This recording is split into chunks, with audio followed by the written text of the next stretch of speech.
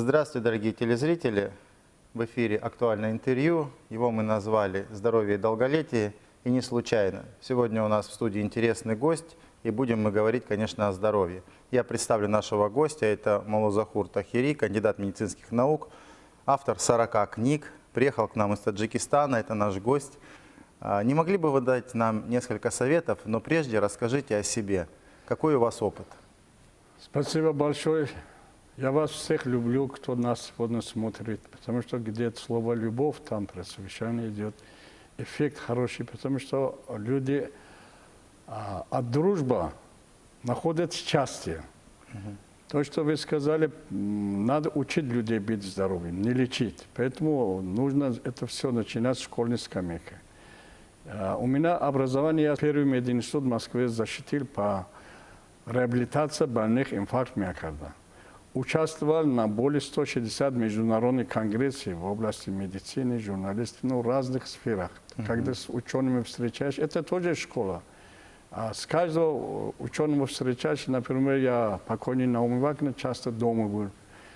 Так, встречался с Чазовым, Евгений Иванович, Хвацабай, Мазур, все кардиологи, которые корифеи при Советском Союзе были. Мой научный руководитель был Рожнов, главный психотерапевт Союза. Я всю жизнь учился на территории России. И в Дагестане 2014 года я приехал, и здесь я получил вид на жительство. Ну, куда меня приглашают, я даю советы, народ будет здоровым. Люди умирают не от болезни, а от незнания. Вот знание – это здоровье, знание – это сила. Поэтому я сегодня пришел тоже дать. Вот и сказали, я когда повез Дагестана всех, в вузах читал лекции Министерства просвещения, институт учителей. Это тоже давал знания. Те, которые тогда меня слушали, до сих пор говорят спасибо, вот мы по вашей системе работаем.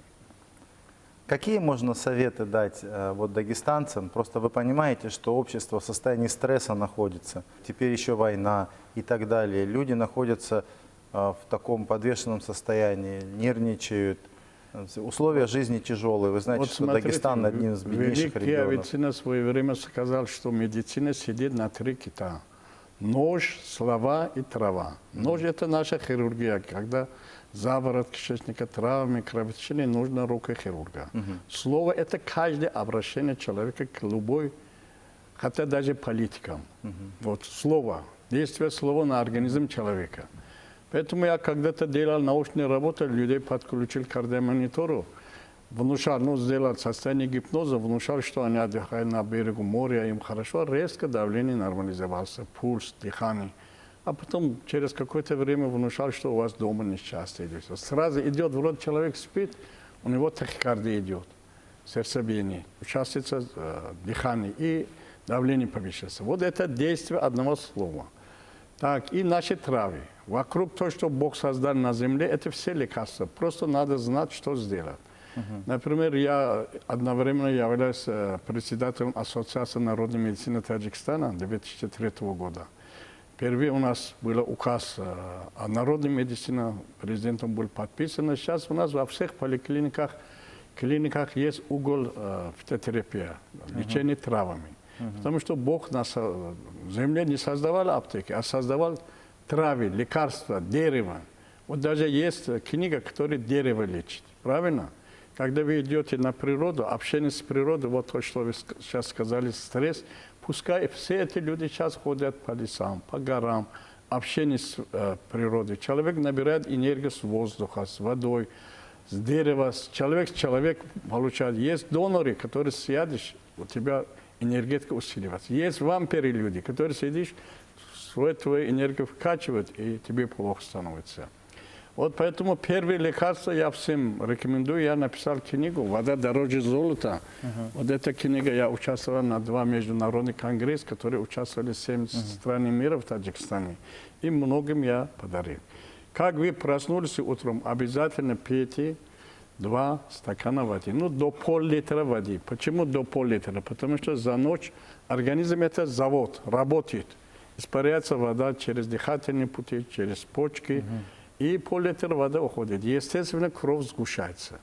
Сгущается, образуется тромб. Потом получается инфаркт, инсульт, все. Вот вы сейчас сказали насчет вирусов. Вот тоже, опять-таки, если у человека температура, за счет повышения температуры потеет, вода уменьшается. А если человек знает, как, сколько пить воду, вот здесь таблица у меня по весам дана, например, 30 мл на килограмм веса. Если он, еще я говорю, капельное орошение, каждый час, полчаса пейте 2-3 глотка воды. Он восстановит. Вот машину наливаешь бензин, человеку наливаешь воду. Для переваривания пищи нужна вода. Вот поэтому люди должны использовать, как воду принимать, что делать. Я заодно хочу дать один совет. Например, у нас в Памире есть родник Авч, ну там санаторий. Люди приходят с нарушением зрения. И там восстановится. А сейчас я всем учу, что кто около компьютера сидят. Каждые 2 часа взяли воду, руками вот так держали, открытыми глазами от 1 до 3 минут. Вот один простой пример. У многих постепенно восстанавливается зрение. Потому что если вода не хватает, что происходит? Сухость. И потом человек хорошо не видит. А эта вода улучшает состояние. Мы руки моем, тело моем, правильно, душ принимаем. Различные. Вот в этой книге я написал о клизмах. Много вот наши люди сейчас вот это хорошо не воспринимают. Я практически во всех медицинских учреждениях, ну, Республики Средней Азии врачам читал лекцию. Вроде они знают, а не используют. Вот здесь смотрите, вот здесь печень, это первый фильтр, который чистит кровь. Второй почки. Вот это мусоропровод, толстый кишечник. Здесь, если периодически делишь клизму, он выходит, все проблемы решаются. Простой методику. Вот те люди, которые страдали, вот я здесь в Дагестане тоже многих научил, которые они начали делать, до сих пор здоровые, красивые, бодрые.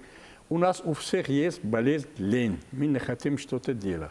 Вот я, например, вот, написал вот такую книжку «Научить сохранить здоровье». Вот смотрите, вот это молодость. Молодость считается до 40 лет. Если в школьной скамейке мы будем учить людей, может быть, молодость будет до 60 лет. Это зрелость. Это пожилой возраст и старость. Человек должен жить 100-150 лет. А для этого что нужно? Знание. Вот в этой книге я написал лечение солнцами, воздухом. И лучше дышать свежим воздухом, чем пить лекарства. Правильно? Движение, значит, смехотерапия. Ну, то, что есть на природе, в этой книжке я все вопросы здесь давал.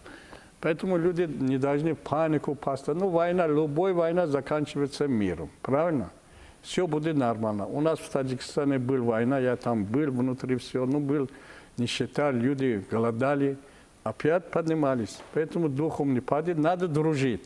В общем, почему создали сейчас Международный союз писателей-целителей? Основной девиз наш «Мир во всем мире», здоровое долголетие, значит, охрана окружающей природы и дружба народов. А дружба люди расцветают. Эффект больше будет. Это энергия, общение с людьми. Когда ты общаешься, тебе в душе будет хорошо, все будет спокойно. Поэтому вот по поводу воды я сказал. Второй, это я на своих тренингах обучаю. Я сейчас по всему миру выезжаю, провожу тренинги. Значит, обучаю дыхательной гимнастике. Вот, например, вдох, задержка и полный выдох. И задерживать дыхание, не дышать. В течение до 1 минуты. Любой человек, который возбужден, нервы неспокойны, он успокаивается. Второй, например, это метод Стрельникова, насос. 6-8 раз вдох сделаем, а потом выдох. Например, я был заведующий отделением реанимации, мы людей поставили аппарат ИВЛ. А здесь сам человек научится. И как он начинает делать, все вопросы решаются быстро. Основа человеческого тела состоит из воздуха и воды. А потом движение.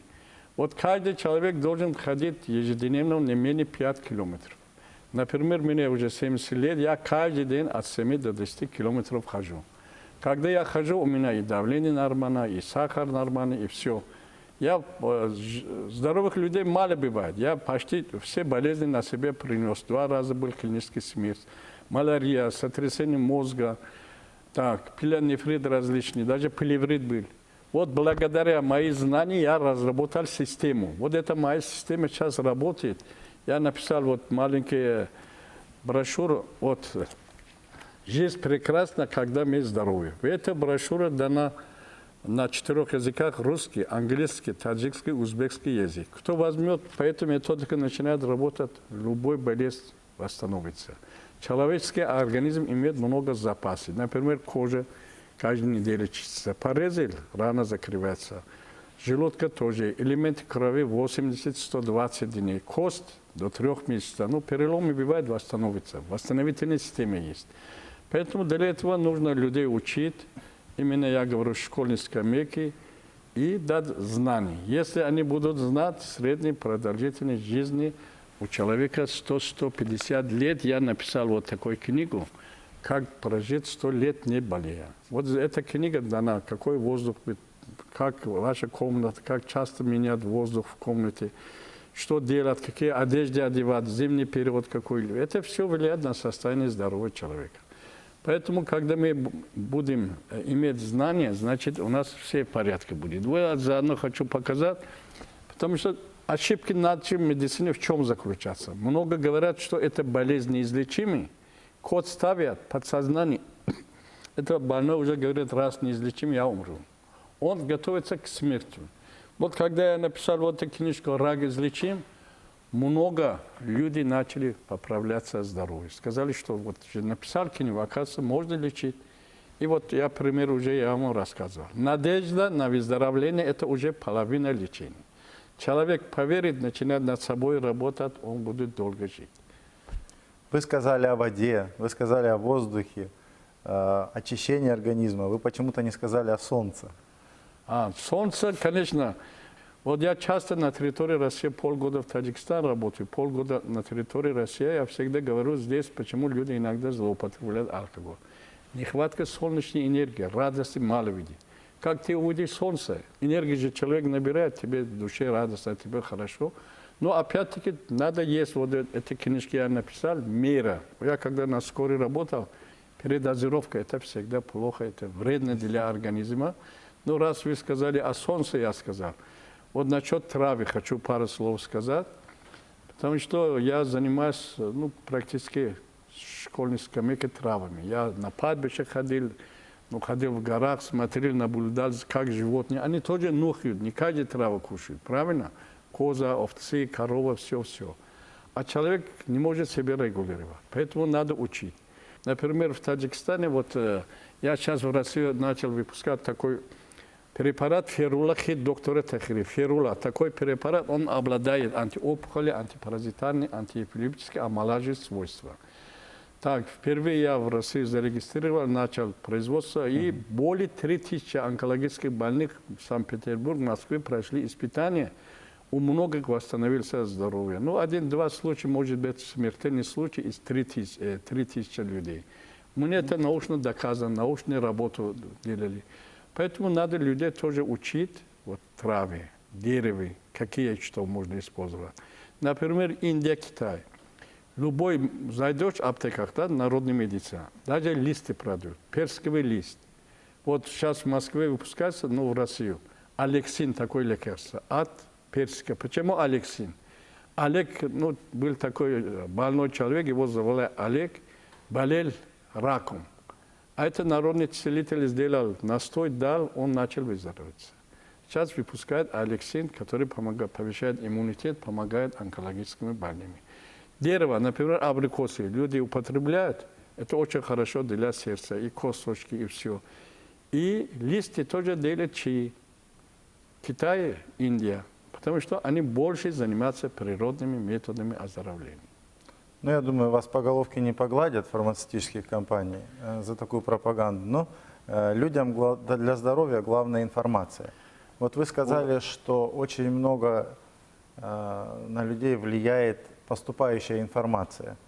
Вы знаете, что информация поступает из множества источников. Это интернет, телевидение, это пресса, это просто слухи на улице. Люди, читающие, имеют информацию из книг. Читающих, к сожалению, не так много, хотя у нас была самая читающая страна в мире. Что бы вы советовали читать и вообще, как мыслить, чтобы быть здоровым и иметь спокойствие в душе? Вот я всем рекомендую, есть книга Платонова «Слово как физиологический лечебный фактор». Я эту книгу 2 раза прочитал. Один неправильная информация вызывает болезненное состояние. Был случай, в больнице 2 рентгена больных запутали, который был здоровый, врач пришел, сказал, что у вас, оказывается, туберкулез. Он до утра не спал, резко за сутки изменился его внешний вид. Это информация, то, что вы говорите. Сейчас везде, где работает человек, там бывают ошибки. Вот я, например, занимаюсь диагностикой именно по методике древней таджикской народной медицины. По глазам, по пульсу, по языку, по ногтям, по запаху тела, все-все. Вот поэтому здесь много не нужно людей гонять, это анализ давать. Это нужно мышление клиническое. Аппарат, вот, например, с Германией, врач пришел у меня в Таджикистан, я его научил травами, все, а потом он меня попросил, я его научил моей методикой различной. И все люди, как с Германии приходит, какой-то древний Таджикистане будут лечить, врач приходит. Вот видите, я говорю, техника не решает проблему со здоровьем. Везде аппараты, УЗИ, там, обойрон, все методики. А общение с человеком – это совсем другое. Вот великий Мудров сказал, если после первого посещения больного врачом и авицина сказали, Мудров не становится легче, он не врач. А сейчас у нас автоматизация. Заходит 10 минут, давай такая, это анализ, все. Человеку надо объяснить, разъяснить, довести до его души. Он сразу будет нормально. Поэтому те люди, которые нас сегодня слушают, они не должны переживать, что вот кризис, деньги меняются, что меняется. Я когда-то, как Качпировский, ездил по всему Союзу, 3 был в находке. Весь Россию объездил. Люди боятся, у меня сколько. А вот сейчас много людей ко мне, когда обращаются, они брали большие кредиты. Не могли оплачивать кредит, проценты. У них что развивался? Инфаркт, инсульт, диабет, и некоторые умерли. За большими деньгами тоже не нужно гоняться. Деньги не спасут здоровье. Поэтому я предлагаю это всегда дружба народов, общение, дружить, любить, и у нас все будет хорошо. Скажите, вот я знаю, что вы, по-моему, в книгу рекордов Гиннесса попали. По какому случаю?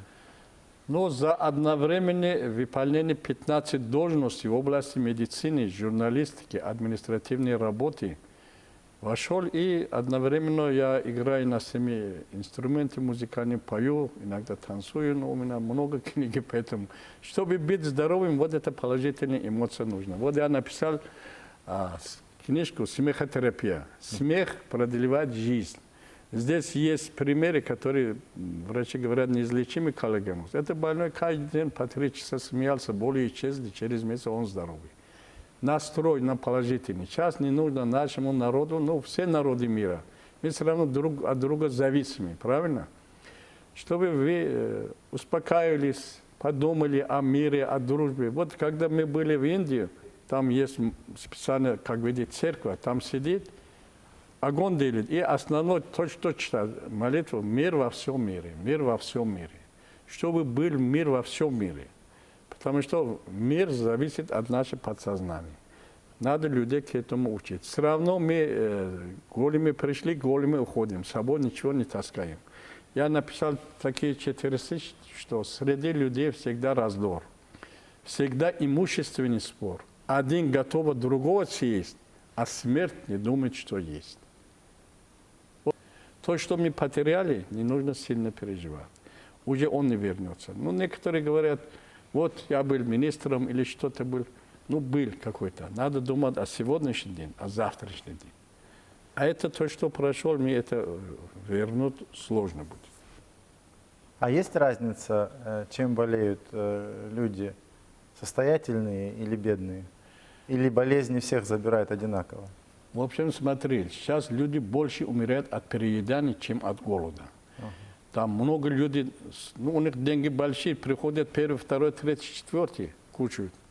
Ночью уснул, умер. Вот у меня был случай, когда я в клинике работал. Один больной поспорил, 100 манти покушал.